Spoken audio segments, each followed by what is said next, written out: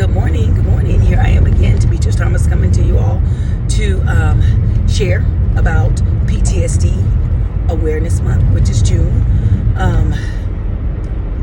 It's a powerful topic. It's a powerful subject.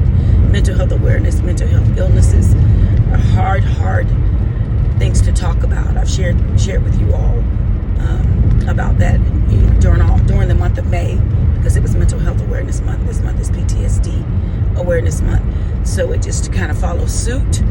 You all know I do what I do with a purpose and a passion.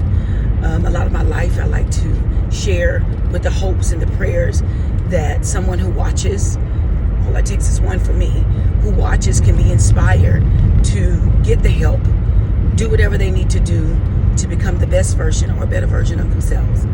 So I knew that my life was cut out, and I was chosen to do just that many years ago.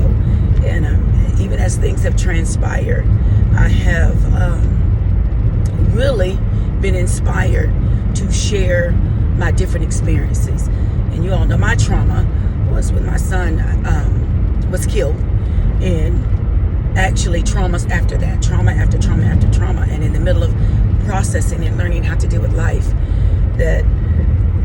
learning how to cope with the traumas that come after that. So we really went on a very intensive path to healing. And have I gotten completely there yet? Nope. But I'm consistently on that path, and I work toward that place and space to not just become whole, but to just live my life in a very authentic, genuine way, and to learn how and know how to not just process traumas or hurts or pains, which just doesn't have to come from the death of a person, or it comes from the death of so many other things. And I share that. I always share that when I go and when I start my lives, or I share when I start my recordings, is traumas, pain, grief.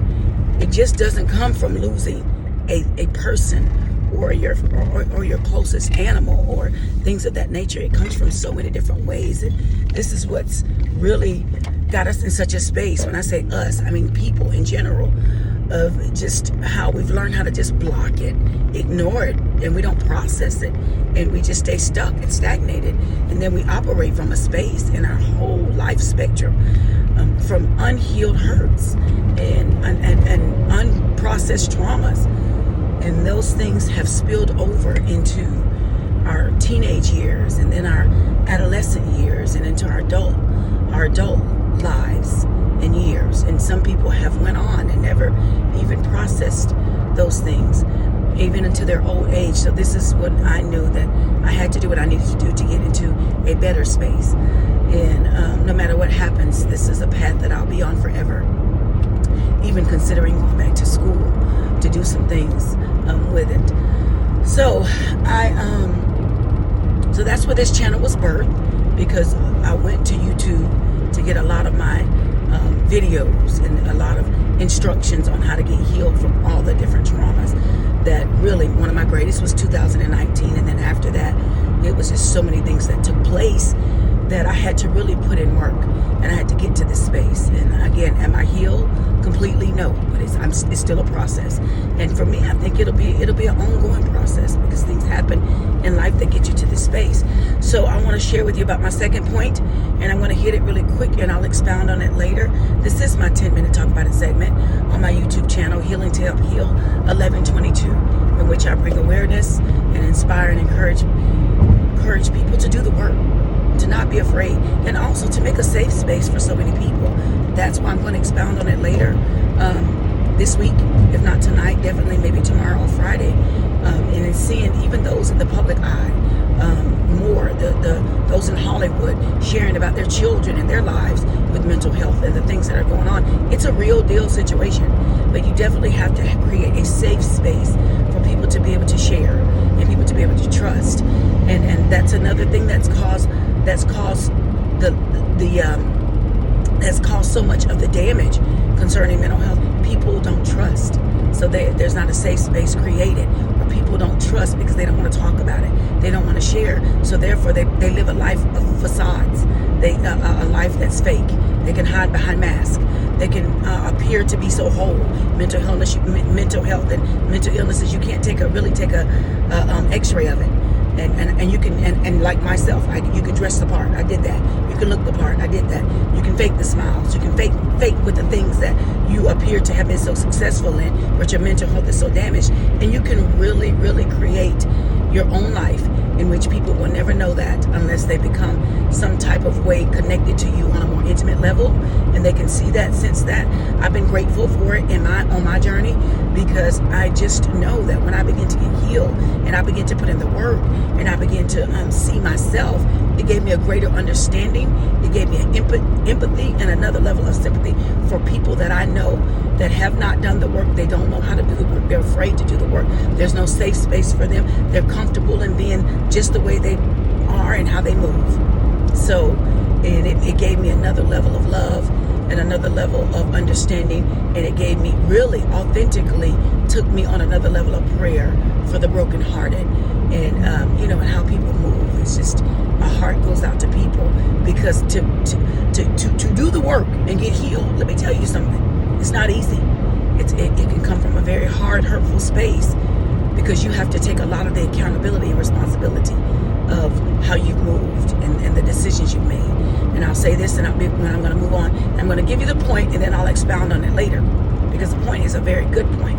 But I'll say this, when I say that, to do the work to get healed, because it's not easy. It really is not easy to say, this is what I've done, this is, or this is what was done to me, and you may never get the apology. You really may be the victim, but to come from a space where it may not be my fault, but it is my fault that I didn't do the work. It is my fault that I didn't get healed. It is my fault that I didn't operate from a very authentic space. It is my fault that I chose to mask it, hide it. It is my fault that I chose to choose things to make me feel like I was okay or make me feel better, and it never worked. So that is our fault, that we don't take that. And that's the part that I think most humans struggle with, because they're saying, I didn't do this to me. It's not my fault. They did it. Or they treated me like that, or they acted that way, or I'm mad because the driver drove that night drunk and killed my child. And to be able to say, but you know what? He was in the vehicle, he rode with them, and this is why. You have to come from a space where it's not necessarily your fault, but you have to do the work to get healed. And sometimes without an apology. And when you know that you're really growing, when you know that you're really healing, you'll see where apology wasn't necessary or needed. When you come from a very, very responsible space and you say, but I gotta fix this. I gotta do this. Regardless. It happened, it's real, but I have to put in this work, because I can't wake up like this every day. I can't go to sleep like this every day. I can't think like this every day. This is not okay for me. So this is why I know that I was called to do what I'm called to do, and chosen to do what I'm chosen to do, because I would come from a very authentic space. Now, point number 2, I know, and I only have 2 minutes left. Point number 2 is, I said point number 2 is turning your traumas into growth. Triumphant over trauma. It's PTSD month, and it's post-traumatic syndrome disorder. And it does not just come from military. Most people think it's just a military thing. No, ma'am. I'm going to post later today. I'm going to really expound on it. Throughout the day, I'll post different things about trauma and about PTSD awareness, because you're going to be shocked. The things that we've been traumatized by that we've never processed. We've never even talked about it, because it's not an easy thing to do. So point 2, the point 1, I said, don't lose yourself. And I expounded on that you will lose yourself, but how to find yourself again. So point 2 is, when you process trauma and you come from this whole space, or you start to heal the trauma, and you're learning how to triumph over the trauma, you will see that a lot of the things in your life, a lot of the things that you've had, a lot of the things that you've accomplished, you get a new eye and you see things different. You'll see that the material things don't really matter as much as the trauma will help you see the things that you've experienced. Let me say this really quick. Number 2, you'll begin to see life. You'll begin to see things. And the things that you've held on to that were material, they really don't matter as much. That's what trauma can do for you. That's the way you can it helps you expound. It helps you triumph over the trauma. You get a new eye. You see things with a different eye. You learn that those things that we're chasing, those things that we want, they really don't matter. It really doesn't matter. To have all the things in the world and to be experiencing trauma, it gets you in a space where nothing really matters to me, but to get out of this space that I feel that I'm in, that I know that I'm in. Nothing matters. Nothing matters. When that thing hurt and that thing pierces in a deep way, you get to a space where nothing matters. So everything that you're living for is not going to matter when the trauma hits you and you begin to process life and you begin to triumph over it. So that's my second point. My second point is when you triumph over trauma, everything around you appears to just not matter. You can see life different. You see with different lenses. And I'm saying that just to say I'm watching people, very well-known people that are openly discussing their situations and circumstances with their lives in the hopes of helping people and families to discuss traumas and things behind mental issues. And they're saying nothing else matters, but I want to see my child whole. Nothing else matters. I want to see my child living in it from a healed space. Nothing else matters unless we can get through this as a family. That's what I'm saying. You just look at life so different when you begin to triumph over the traumas. So put in the work, do it, make it happen. I pray that you can find a safe space. I pray that you can get to an authentic space in your heart and your mind. And it's okay to look in the mirror and say that I'm not okay. And I need to seek further. I need to process this and not push it under the rug. And it's okay. You can wake up and you can be just as powerful and you can operate. I see people do it every day.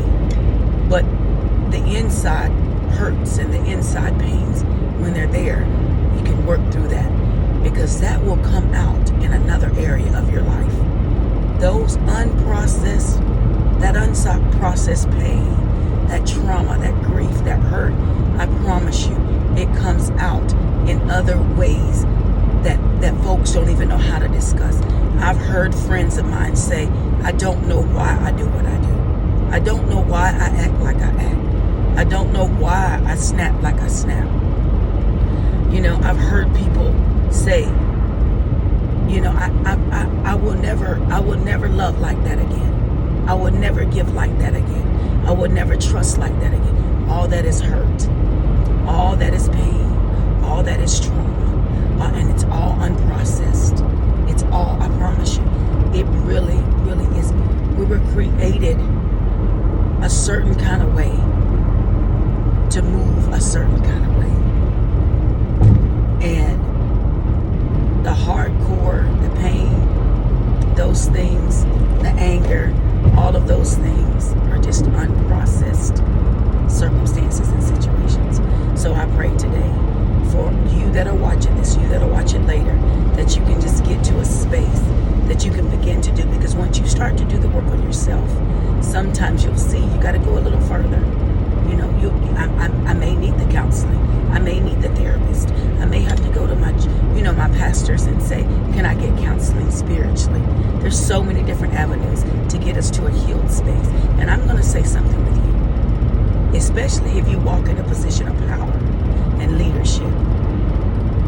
You will be surprised how many lives that you're affecting with your decisions and your actions, and how many people are watching you and they're seeing you and they're watching how you move, or they know how you move, and how many people you're either affecting or infecting with the way you move. How many people you're affecting or how many people you're infecting with the way you move. So get healed, do the work. Know that your life, know that you're here, know that your position has a purpose that's greater than yourself, and people are leaning and depending, and they need the healed part of you. They need the whole part of your children, your husband, your wife, your family. They need the heal. You've given them the fake part. You've given them the hard part. You've given them the hurtful part. You've given them that. Now, give them the whole part. Give them the healed part. So put in the work. do whatever it is necessary to reside in a space that you can cultivate. They can see, they can know what it feels like to cultivate connections and relationships from a whole space. Even if you're just trying, it makes a difference. Y'all have an amazing Wednesday.